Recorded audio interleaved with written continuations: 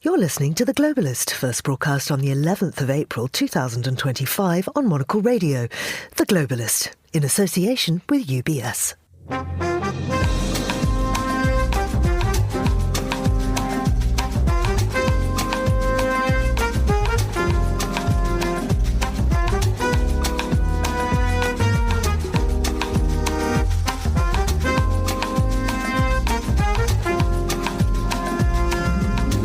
Hello, this is The Globalist, broadcasting to you live from Midori House in London. I'm Georgina Godwin. On the show ahead... When you start talks, you know if they're going along well or not. And I would say the conclusion would be when I think they're not going along well. So that's just a feeling. The US and Iran are due to have talks about nuclear curtailment in Oman this weekend. We'll ask if an all-out war can be avoided following Trump's remarks that something bad would happen to Iran if the negotiations failed. We'll check in with the Economic Forum in Delphi and hear about spring exhibitions in Europe. We'll have a roundup of the papers from the Nordic region, and then... This is the Baltic States Pavilion, so it's Latvia and Lithuania. Those are just two of the countries taking part in the World Expo, which is about to kick off in Osaka. We'll have a preview. We'll be back in Milan, examining Design Week through a fashion perspective, and unpick the Cannes Film Festival lineup, which has just been announced.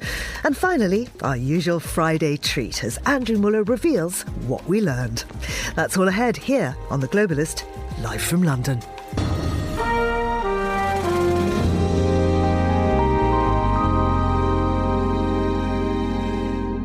First, a look at what else is happening in the news.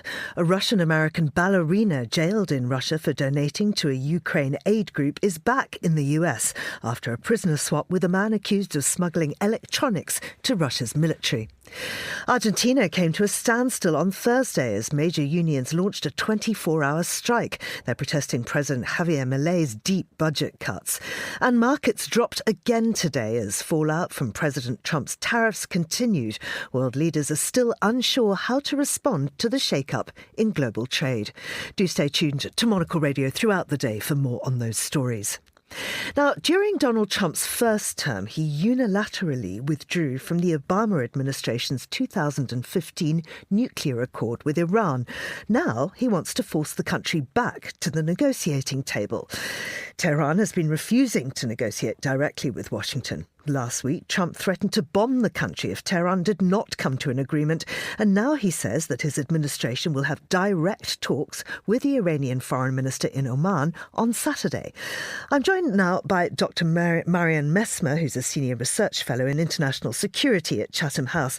Marian, it's lovely to have you back on the show. How significant are these Oman talks? Good morning. They are really significant because it would be the first time that Iran and the US actually talk directly, certainly since Trump left the previous Iran deal. But there is also some disagreement as to whether they will actually take place directly or whether they will be primarily mediated by Oman, where these talks are hosted. With Trump, of course, saying that they will be direct talks, but Iran so far having said that they will be indirect. So it's as ever interesting that we don't quite know what exactly is going to be coming on Saturday and what we can expect as an outcome for that reason. I wonder what you can tell us about the foreign minister's op-ed in the Washington Post. I mean, I wonder, is the country feeling very vulnerable right now? Iran is certainly feeling very vulnerable. I mean, its position in the region has changed quite significantly as a result of Israel's war against Hamas, which was strongly supported by Iran, and also because Israel has already targeted various military targets in Iran back last autumn. So there was already significant tensions between Iran and Israel, and there were already concerns that it might potentially come to a war between the two. And Israel has also said repeatedly that it would rather preemptively target Iran's nuclear installations rather than allow Iran to develop a nuclear weapon. And Trump, of course, has recently made some significant threats against Iran as well. So I think from that perspective, Iran is probably quite worried about what will happen. And I think as a result, to show their goodwill and to show their intent, the foreign minister wrote an op-ed where he essentially said that Iran was willing to talk in principle, but that the offer on the table needed to be right. So he wanted to ensure that the US essentially would stop threatening Iran. And he also insists in the op-ed that Iran would need to retain a nuclear program for peaceful purposes, to which Iran is actually entitled as a member of the Non-Proliferation Treaty, whereas Trump has also said that he would want the talks to lead to a complete denuclearization of Iran, so not just a curtailment of their program to be peaceful only, but actually complete dismantlement of a nuclear program in Iran. So it seems like there are fairly different positions on the both sides, which is of course to be expected at the start of a negotiation. But we'll need to see to what extent the US is actually willing to be flexible with what's going to be discussed on Saturday. What is this great danger that Trump warns of if talks fail? What exactly is he threatening?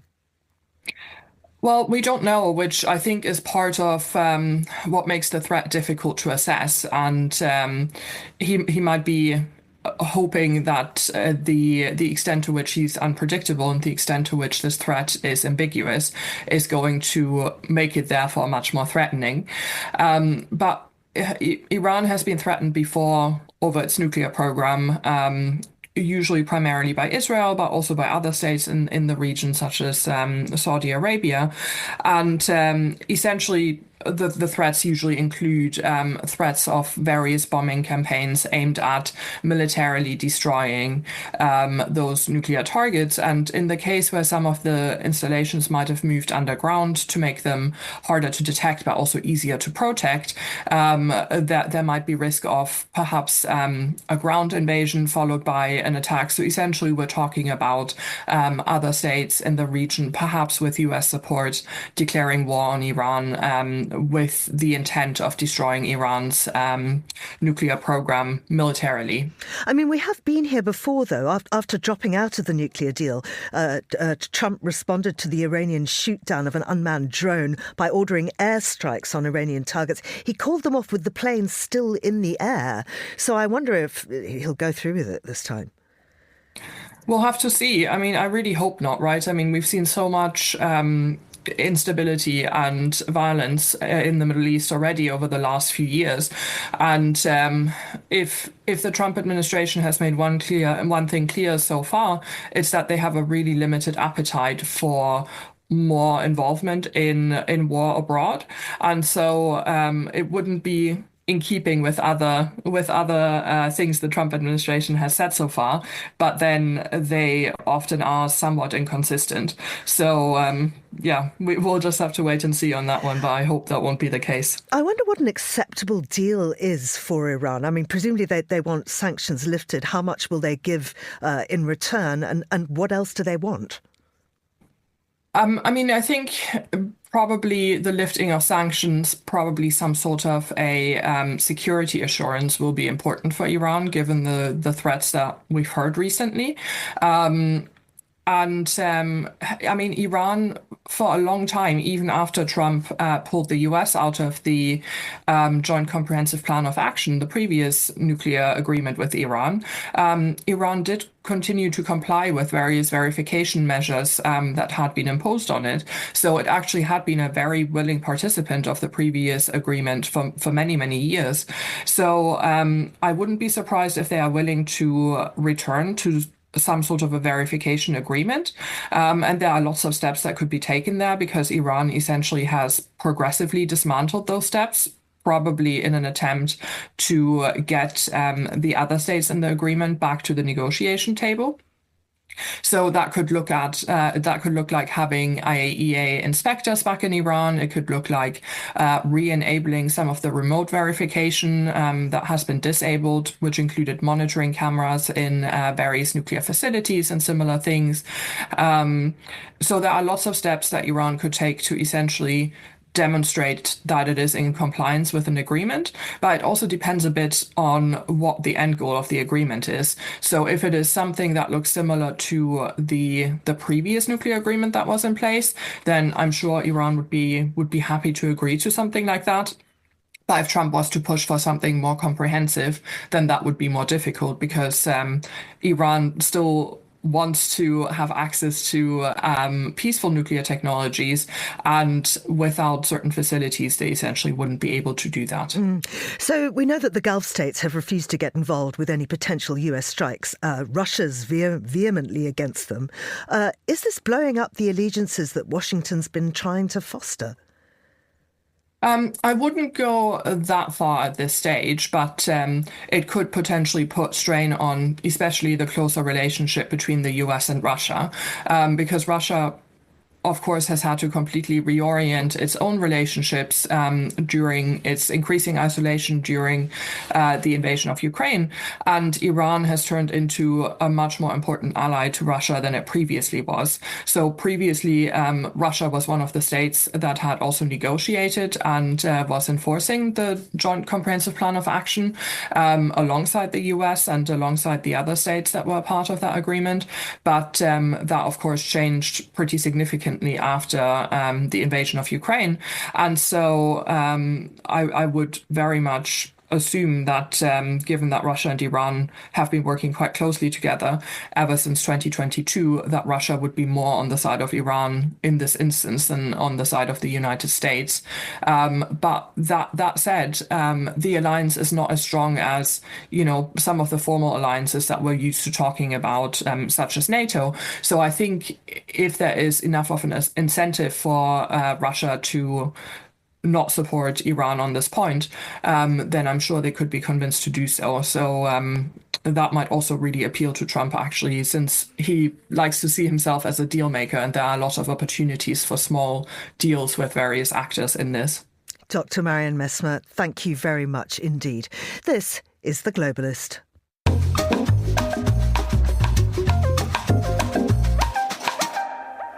It's 15:12 in Osaka, 7:12 here in London. World Expo is held every 5 years in different global locations. On Sunday, it returns to Osaka, where it last took place in 1970, attracting 64 million people. This year, 160 countries are participating, but with slow ticket sales and a soaring budget, will it be a success? I'm joined now by Fiona Wilson, Monocle's Tokyo Bureau Chief and Senior Asia Editor, who has had a preview of the event this week. Fiona, what was it like? Can you give us an overview of the event? Hi, Georgina. Well, I can tell you one thing. My legs are still aching. I have never walked so far in a day, I don't think. This event is massive. As you said, 155 hectares. It's huge. 160 odd countries. You've got all these Japanese corporations, Panasonic, you name it. You've got all the gaming companies like Bandai. There's a huge Gundam pavilion. So it's enormous. I think doing it in a day, impossible. But what we were trying to do was get a taste of the whole thing, which was absolutely fantastic. And I think there will be some serious crowds. We were lucky to see it on a media day when there were still 4,500 members of the press there. So it was pretty crowded. And in terms of buildings, I know that there are, that's gone over budget, huge structures built, which apparently will be mostly recycled afterwards. That's been overseen by a top Japanese architect. Yeah, So Fujimoto, very famous architect, and he's the sort of master planner. And I think he's really, really done the sort of genius stroke. What he did was he designed and has built this incredible, what they call the Grand Ring. It's a 2-kilometer diameter ring done with Japanese construction in wood. And it elevates what is quite a flat man-made island, and it gives some height to it, and you can walk around the top of it. You get an incredible view of the event and over it goes out to sea, actually, and you can see Osaka on the other side. He was speaking at the event. It was very crowded. Everybody wants to hear from him, so he had many microphones listening to every word he had to say. But it's interesting. I think he's tried to bring some sense of Japan to the whole event. And I think that ring is really, really the critical factor that he brought. And it's just great to walk around the top of it. I don't know, on a hot day in Osaka in August, it might be a slightly different story. So what else have been your highlights? Well, I mean, there's so many. I thought the French pavilion was very good. They'd really thrown everything. There's a kitchen sink at it. They had Louis Vuitton, they had Christian Dior, Rodin. They had a film of these amazing dancers in Paris. That was impressive. I thought the Saudi pavilion was very good. They built a sort of a suggestion of a Saudi town, which was really interesting. And they were really, giving the hospitality. I like Persona, the Japanese recruitment company. They had an amazing pavilion, and they really leaned into the theme, which is about it is literally designing future society for our lives. But they had a pavilion that was full of ideas for how we might like to live our lives in the future. Lots of interesting technology. I really like that. You saw Miyaku everywhere. He is the mascot for the Expo, slightly startling blue and red figure. You don't know if he's sort of surrounded by eyeballs, or I don't know what the design of that is. It means Pulse, actually, his name. The women's pavilion was great, sponsored by Cartier. So that was another good one. I mean, some of them are very big and over the top. The American one's absolutely huge. It slightly, reflects the sort of the status of countries, probably in the sort of geopolitical order. But I did some were just really simple. I rather like the Baltic Pavilion. It was Lithuania and Latvia together had done a very sort of clean, it was white, and they really focused on their love of nature. And it was quite refreshing. It was very well done. Great. The staff were in these wonderful linen outfits, which is obviously a big product for them in Japan. They sell a lot of linen to Japan. And they really had focused on how much they love the outdoors. They had people in those countries submitting films of them out in nature, and they played those. And we actually spoke to the artist, as a designer of that pavilion, Arturs Anhalts. We actually spoke to him. This is the Baltic States Pavilion, so it's Latvia and Lithuania. Yeah, what we have here is huge green screen, which is a green panel. But the trick is that it's not digital. It takes the moisture from the air and it condensates. And it doesn't use any technology per se. And the idea is that we humans, nature, and technology have to interact. And I guess just off the back of that there must have been a focus on climate change and the environment. Yeah, actually, I found there was less of that slightly than I was expecting. There was quite a lot of talk about unity and togetherness. The American pavilion was really big on togetherness, which at the moment is a little unfortunate. I felt they had to try very hard to welcome people. Obviously not that popular in Japan at the moment with the tariff situation going on. But there was, there was, of course, climate change discussion. It came up in quite a gentle way. It's a very upbeat, optimistic kind of event. I thought the Netherlands did a good job. They had a big man-made sun in the middle of their pavilion, and they talked about how they live with water. And I think, obviously for smaller countries, many countries going to be affected by climate change, it was more of a relevant subject. So, yeah, it did come up. But maybe I felt like it was not a very didactic event in that way. It wasn't trying to force on people the major issues of the day. What about geopolitics? Was that evident? Well, I mean, I think in a slightly amusing way, to be honest. If you saw China was talking about its lunar missions, Japan was exhibiting a Martian meteorite, and the US, that pavilion, they really, really laid it on thick about all their achievements in space, and you end up as if you're about to take off in a space rocket and you're all standing there. It's rather impressive, actually, this final room. And it has the countdown and the suggestion that you're going up into space. So there's a bit of that sort of space rivalry. And you definitely, and just in the sheer sort of size of the pavilions, you really see where people are. But I was interested to see that, the key positions, I'd say the main location was taken up by the US. You won't be surprised to hear that, with France on one side and the Philippines on the other, which was great. They had a really brilliant pavilion. I thought it was very, very much about the Philippines. It was about nature, natural materials, incredibly warm welcome. And they had some really interesting AI. You could take photographs of yourself surrounded by nature in the Philippines as if you were there. So I thought they'd gone with the tech theme, but it really reflected something about the warmth of the Philippines. Now, the last time it was there was 1970. 165 million people came. How many visitors are they hoping for this year, and are people interested? Well, that's a good question. Every taxi I got into, the drivers, they are the chattiest taxi drivers in the world, I think, in Osaka, frequently forget to switch on the meter because they're so busy talking to you. But they were all very excited about it. And they really were asking, amazing, you've seen it. They've all got tickets. But I'd say if you're looking at the sales, I checked, at the moment they've sold about 8.5 million tickets, maybe slightly over, but they're looking to get more than 28 million. So who knows? I think word of mouth, once people realise it's started, it is on until the middle of October, so plenty of time to catch up. I mean, it'll be interesting to see. It's pretty hot in Osaka in the summer, so that could be a bit toasty. But there's plenty of food and beverage options available. They seem to have sort of dotted those around, and plenty of cool spots. I noticed that Daikin, the air conditioner manufacturer, has created this rather nice wooden pavilion, which will be a cool spot in the summer. Fiona, thank you very much indeed. Monocle's Fiona Wilson there, who now has calves of steel. Still to come on the programme. The role of common sense voice of reason was somehow now open to Senator Rand Paul, who is otherwise by and large quite nuts. This is The Globalist. UBS has over 900 investment analysts from over 100 different countries. Over 900 of the sharpest minds and freshest thinkers in the world of finance today. To find out how we could help you, contact us at ubs.com.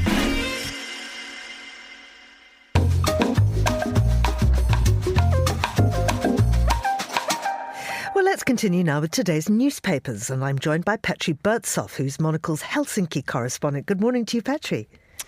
Good morning, Georgina. I wanted to start off with this story about huge wind farms in Western Finland. They've gone into a deal whereby Amazon says it's going to buy up all of their electricity. Tell us more.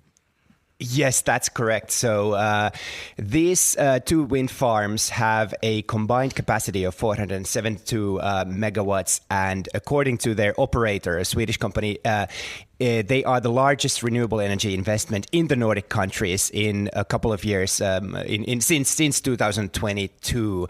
And as said, Amazon just basically, even before their build, said that we will purchase all the electricity that they will produce. And actually the background to this is that Amazon already has similar contracts in place with 9 other Finnish wind farms, and it's a part of Amazon's efforts to offset, of course, its carbon emissions. I think their goal is to be carbon neutral by 2040. So quite interesting news. And of course, we know that Google has also struck similar deals with Finnish wind farms and also in other Nordic countries. So you know, it's at the same time, all the Nordic countries have very ambitious climate goals, and the environmental groups in Finland have been critical of the Finnish government's policies and saying that, you know, you need to do more to achieve these goals. And then, you know, can Finland really afford to sell its renewable energy to this US multinational in sort of, you know, this is sort of reminiscent of sort of climate colonialism in a way. And I wonder if Jeff Bezos can be trusted, because we know that after he participated in Trump's inauguration, he withdrew $10 billion from a climate and biodiversity fund. Exactly that, and then also the fact that Amazon has also begun to sell carbon credits to its suppliers and customers and other companies so that the other companies can use these credits to offset their climate emissions. Let's have a look at Norway now. Huge undersea infrastructure project. Yeah, this is, I don't know if I'm like happy about this or if I'm scared about this. Basically, they're planning on constructing the world's longest and deepest underwater tunnel called the Rogfast. I don't know, that sounds like a festival, rock festival, but this is set to be completed in 2033, so still a couple of years to go. It's going to be 26 kilometers in length, and it will reach 390 meters deep, connecting the cities of Stavanger and Bergen, and reducing travel time by 40 minutes. But yeah, I don't know. I mean, do I want to be stuck in a tunnel almost 400 meters under the sea? I don't know. It sounds a little bit, but then again, you know, we have the Channel Tunnel and we use that all the time. Exactly. So. Come on, Petri, you go on the Eurostar. Exactly, that's true, and I mean I just love the Norwegian take on this. They interviewed this gentleman called Karma, who is the project manager for this tunnel project, and asked him about the benefits, and he says it means better seafood because they can get the fresh seafood to market faster. Let's have a look at, well, it's religion, but it's also politics, isn't it? This is Estonia passing a new law banning the Orthodox Church and having ties to Moscow. Yeah, that's correct. So just as a background, almost a quarter of Estonia's population is ethnic Russians, and a lot of them are Orthodox Christians. So the local Russian Orthodox Church is a major player in the country. And of course, the background again is that the patriarch of the Russian Orthodox Church, Patriarch Kirill of Moscow, has been a very staunch supporter of Russia's invasion of Ukraine, and Estonia has been a very staunch defender of Ukraine in that same war. The parliament passed the law. It still needs to be ratified by the president, but of course the church has been critical, saying that this is goes against the religious freedoms of Estonia. And then there's actually another law tied to this, which I think will be even sort of have more dire consequences, because it will basically strip these Russian citizens of Estonia of voting rights in the local elections. So, while I understand the background to this and the political aspects of it, I mean, I don't think it's ever a good idea to take away people's voting rights in a way, and also to restrict their religious freedom. So I certainly hope that they can reach some kind of a compromise. Of course, the church itself, particularly the Catholic Church, has been restricting reproductive freedoms and divorce and all and so on for Catholics for many, many years, although that's been officially dropped in some places. However, it seems now, a new survey tells us, that divorce is more common in Finland than in most EU countries. Petri, I am intrigued by this because, of course, the other poll that Finland tops is World's Happiest Nation. Does that mean you're happier if you're divorced? I knew you were going to say that, Georgina, and I really hope my wife is not listening to this, but I was going to say that we are the world's happiest countries in the north, and we also have the most divorces. So is there a lesson to be learned here? I don't know. I dare not answer your question. Petri, thank you very much indeed. I'm not going to press you on that. And Mrs. Bertzoff, I'm sorry, he is both very happily married and very much committed to the relationship. Petri Bertzoff, thank you very much. Now, here's what else we're keeping an eye on today. A Russian-American ballerina who was sentenced to 12 years in prison in Russia for donating to a charity aiding Ukraine landed in Washington on Thursday after being freed in exchange for a man the US accused of forming a global smuggling ring to spirit sensitive electronics to Russia's military. The exchange, which took place on the tarmac of an airport in Abu Dhabi, indicates significant detailed contacts between President Vladimir Putin's Kremlin and the administration of US President Donald Trump, who says he wants to strike a peace deal to end the war in Ukraine. Argentina's largest workers' union kicked off a massive 24-hour strike on Thursday, bringing trains, planes and ports to a halt as they protested against sweeping austerity measures from Libertarian President Javier Milei's government. Unions are demanding the government reinstate sacked employees, reopen salary talks and scrap plans to privatise some public firms, amongst other measures.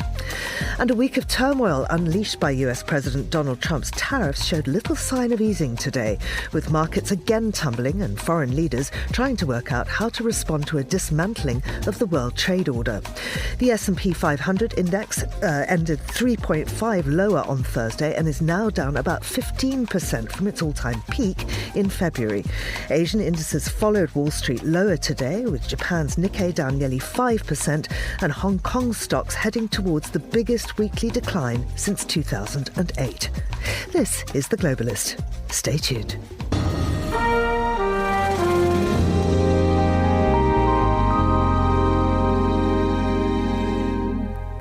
Now for a closer look behind the headlines, here's Julia Webster Ayuso with a rundown on the springtime exhibitions in Europe you should visit.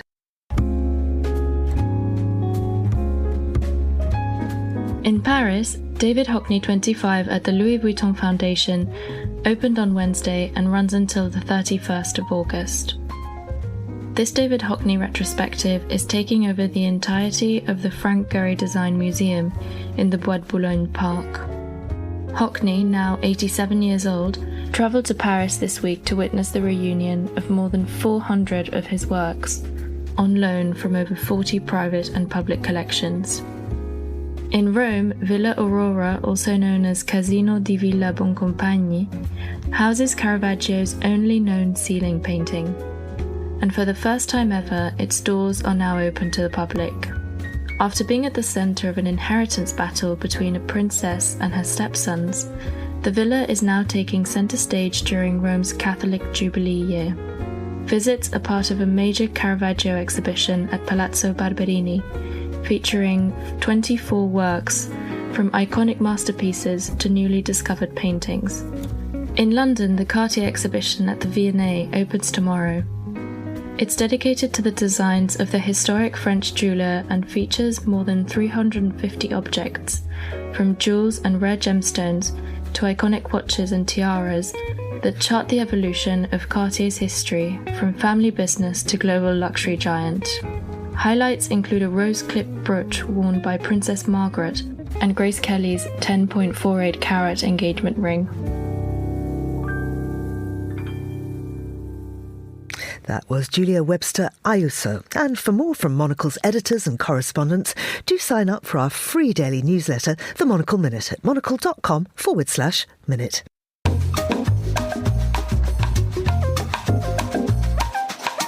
Leaders from across sectors gather annually in the ancient Greek town of Delphi for the Economic Forum, with the aim of sparking dialogue, inspiring change and transforming conversation into action.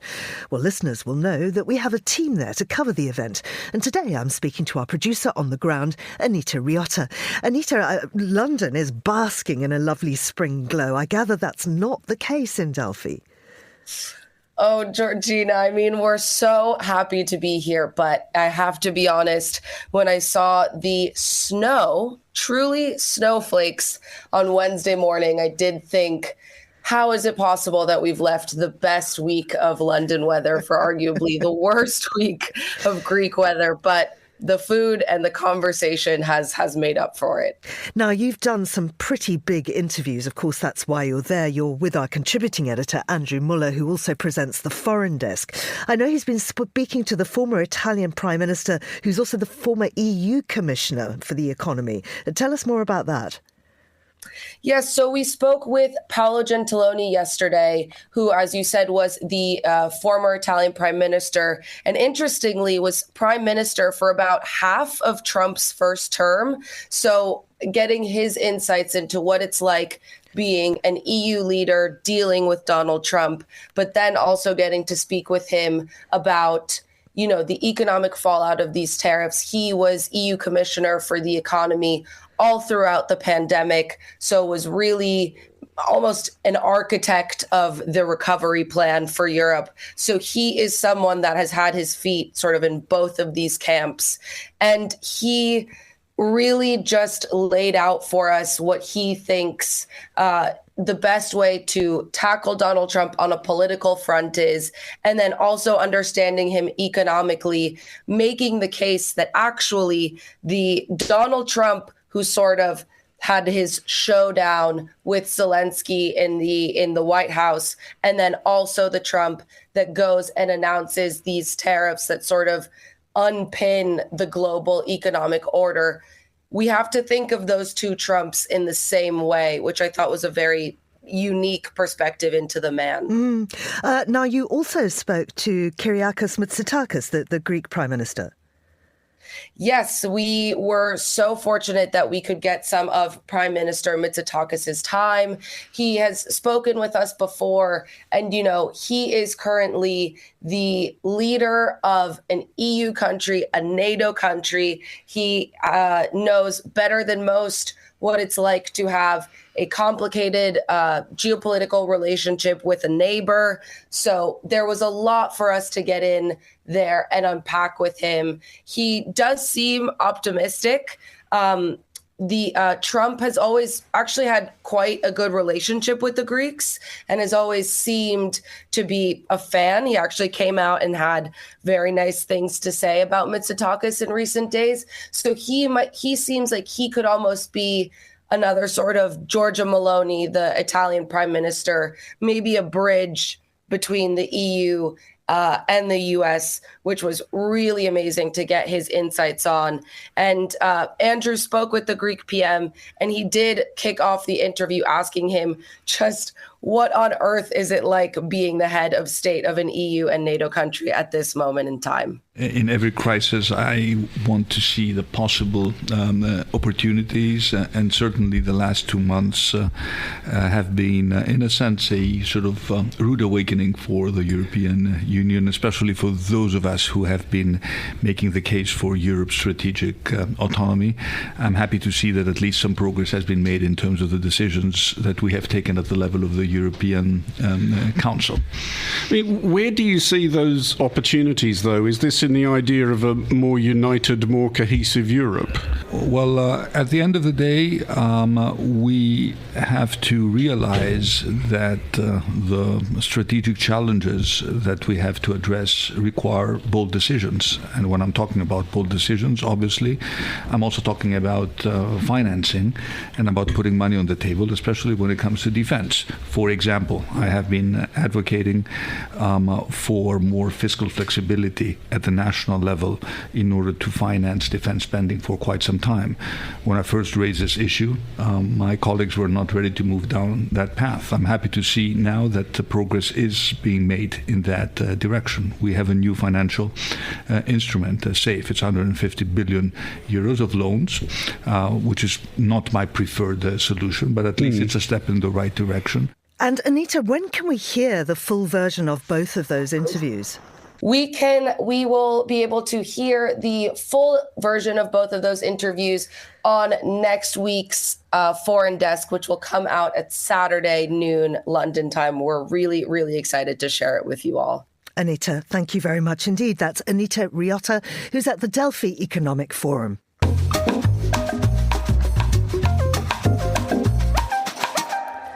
It's Friday, and even though he's in Delphi, it's time for Andrew Muller's weekly news roundup. What we learned. And to him I heard her shout, "Hey, take me out to the ball game. Take me out with the crowd." We learned this week that among his many, many other talents, the current tenant of the White House could commandingly command any dugout from Dodger Stadium to Fenway Park, possessing as he does a baseball mind to rival any you may wish to pick from a lineup including Connie Mack, Casey Stengel or Joe McCarthy. When you ran out the healthy arms, you ran out of really healthy, they had great arms, but they ran out. It's called sports, it's called baseball in particular, and pitchers, I guess you could say, in really particular. But we learned that he may understand baseball better than he does economics. North American stock markets have just closed after a brutal day of trading. They took a massive tumble following yesterday's tariff announcement. Yes. Oh, I haven't got any money, people. We learned that US President Donald Trump's declaration of trade war upon pretty much everybody, including 2 islands inhabited solely by seals and penguins, and hitherto held pretty much blameless, had not prompted the universal acclaim of global markets. Cha, the naysayers with their saying nay. We learned that one person who simply does not have the word nay in his vocabulary, along with possibly the words, "I'm not saying that on the air, it's mental," is Howard Lutnick, who is somehow a billionaire and US Secretary of Commerce, if you were still wondering how fair the world is. Remember, the army of millions and millions of human beings screwing in little screws to make iPhones, that kind of thing is going to come to America. It's going to be automated, and great Americans, the trade craft of America, is going to fix them, is going to work on them. Just whistle while you work.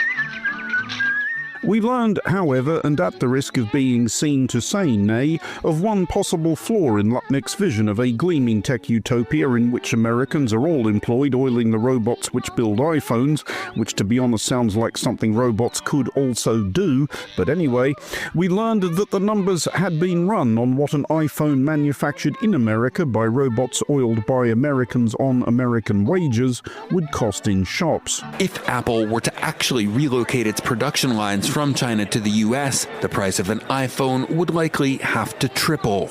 If you like $3,500 iPhones, we should build them in the US. If you like $1,000 iPhones, you build them in China. That's the reality, and that's why this continues to be the most absurd thing probably ever seen on Wall Street. We learned, indeed, that we had proceeded so far through the looking glass that the role of common sense voice of reason was somehow now open to Senator Rand Paul, who is otherwise, by and large, quite nuts. How did we all get here? I mean, the whole debate is so fundamentally backwards and upside down. It's based on a fallacy. And the fallacy is this, that somehow in a trade, someone must lose. But, and we will be needing at this time a sound effect evoking a screeching 180-degree handbrake yanking skid that bathes the surrounding neighbourhood in acrid rubbery smoke before shredding the tyres to the point of bursting into flames and depositing the burning vehicle on its wheel rims.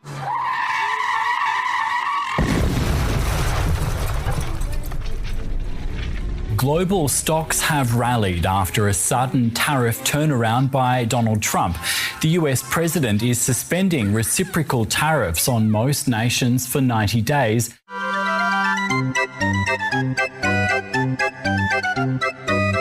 We learned that, and not for the first time, President Trump had changed his mind, almost as if he and or people close to him were profiting fantastically from advanced knowledge of lurchers in various market indices. To be clear, that's almost as if.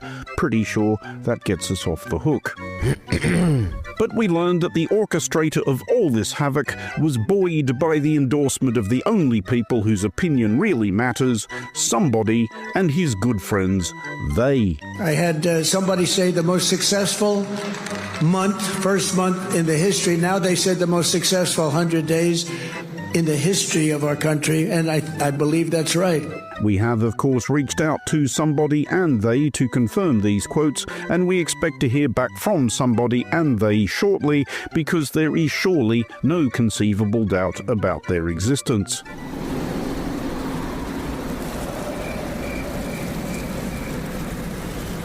But we learned that the president was not alone in soliciting the counsel of the imaginary.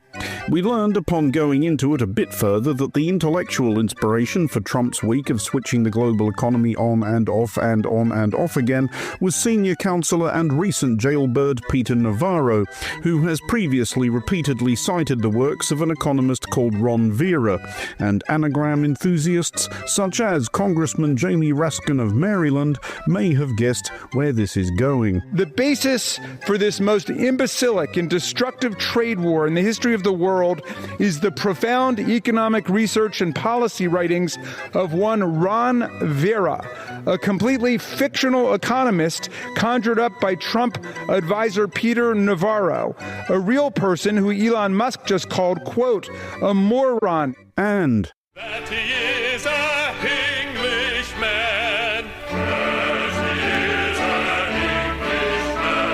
we learned that the invention of pretend friends and or alter egos was a hobby that appeared to be catching on elsewhere. We learned that in Brazil, specifically in Sao Paulo state, a retired judge who had for 23 years pronounced sentence upon Sao Paulo state's scofflaws, rapscallions and ne'er-do-wells had done so from behind a constructed identity. We learned that the beak in question, born José Eduardo Franco dos Reis, a pretty ordinary Brazilian name, as will now be confirmed by Monocle's Brazil desk chief, Fernando Augusto Pacheco.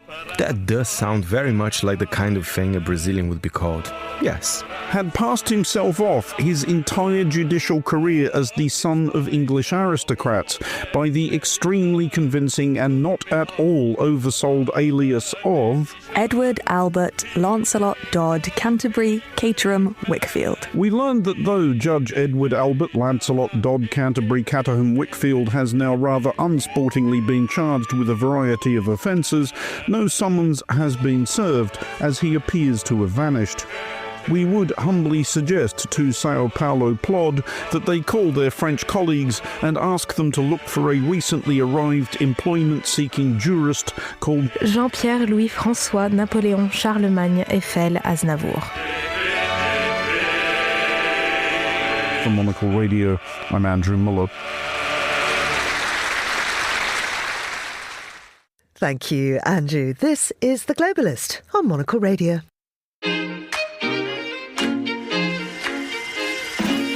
UBS is a global financial services firm with over 150 years of heritage. Built on the unique dedication of our people, we bring fresh thinking and perspective to our work. We know that it takes a marriage of intelligence and heart to create lasting value for our clients. It's about having the right ideas, of course, but also about having one of the most accomplished systems and an unrivaled network of global experts. That's why at UBS, we pride ourselves on thinking smarter to make a real difference. Tune in to The Bulletin with UBS every week for the latest insights and opinions from UBS all around the world.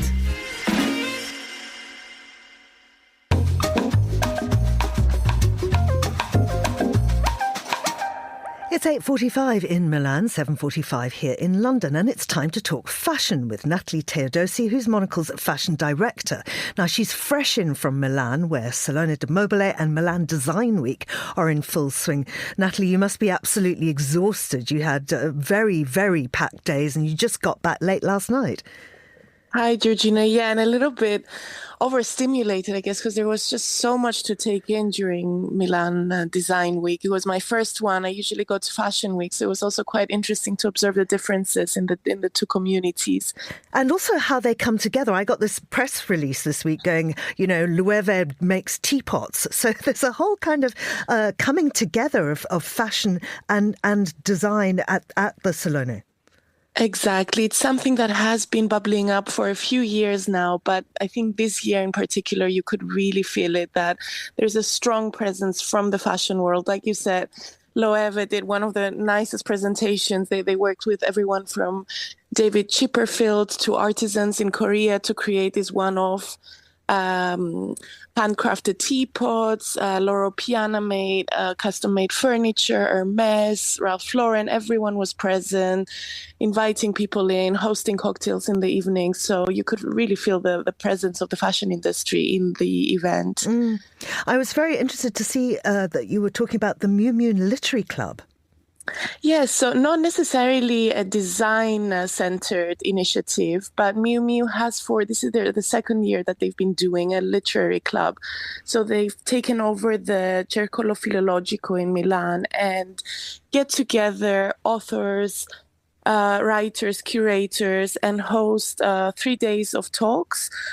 This year, they chose to focus on the works of Simone de Beauvoir and Fumiko Enchi, a Japanese writer, and then invite contemporary writers and authors to discuss everything from female friendship to design to our relationships with each other. And in between the talks, you have cocktails, you have poetry readings, music performances. So it's a really nice get together. And it also shows that Milan Design Week is becoming a little bit bigger. It's also a platform for conversations, which is really interesting because at Fashion Week, you have no time to stop. Everything is centered around the runway shows. But here, I feel like people do stop and there is a little bit more time to sit down and have more substantial conversations. Now, big deal has been announced by Prada. Exactly. Just as Miu Miu was hosting its event a few hours later, which was interesting timing. It's been in speculation for a while, but Prada, the Prada Group, to be correct, has acquired Versace for 1.25 billion euros. And it's a huge deal. Versace used to be owned by Capri Holdings, which also owns Michael Kors, Coach. And I feel like now it's interesting that it's going back to Italian ownership, and the Prada Group has always championed Italian heritage. So I think it's a safest bet to get the boost that it needs to recover, because it has been struggling for a while. So what would be the challenges for Versace? I think it's for a while, Versace has been relying on its past and its heritage. And I think it's about reinterpreting those codes for a modern day consumer, also refreshing the marketing campaigns, its retail strategy. I was speaking with an analyst who told me Versace has been sleeping for a while. So the challenge is to find a way to revitalize it. And they do have a new creative director, Dario Vitale, who actually worked with Miuccia Prada for years. I think that's a good sign. Donatella Versace will still be present, but more in an ambassadorial role. And then also back office. I think there's a lot of logistical fixes that need to happen. But as Patrizio Betrelli, the chairman of the Prada Group, was saying, they are in a position, because they're so strong at the moment, Prada, to provide that support. And earlier you were talking about the fact that you normally are at Fashion Week and not at Salone del Mobile or Design Week. Yeah. I wonder, for you, how different these events feel from each other. It does feel quite different. And it's interesting to notice all the differences. I think Fashion Week is a lot more rarefied in some ways. You need to have tickets. Everything happens behind closed doors. A lot of big celebrity attendance. And these events are live streamed globally. With the Design Week, it just feels a little bit more relaxed. There are some press previews at these events on the first day, but actually people can just walk in and then look at the furniture collections themselves. So it's a little bit more democratic, a little bit more relaxed. And also one thing that is refreshing, and I think fashion needs to learn from the design industry, is that the collections are a lot more focused, and there's not this sense of changing everything season after season. There's a focus on design classics, on icons, and just tweaking them every year. So it feels a lot more sustainable, a lot more healthier pace-wise as well. And people, are a little bit nicer, a little bit more relaxed. So I did enjoy the week. Excellent. Well, welcome back, Natalie. That's Natalie Teodosi there. And this is The Globalist on Monocle Radio.